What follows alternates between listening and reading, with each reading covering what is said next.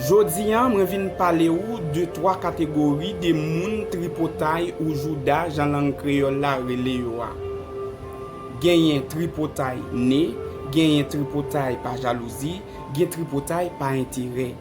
Tripotay né, c'est un moun qui fait avec li nan san.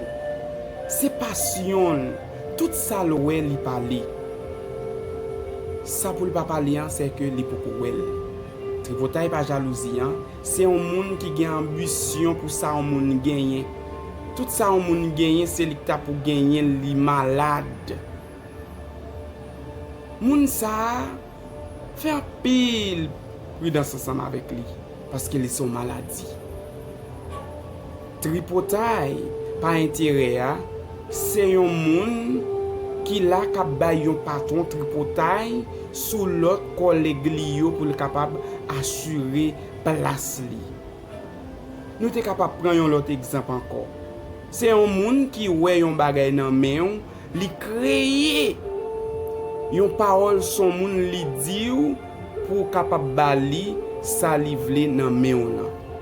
Moun sa fait un pile prudence ensemble avec lui parce que moun sa li même li c'est un zombie envoyé. Ciao.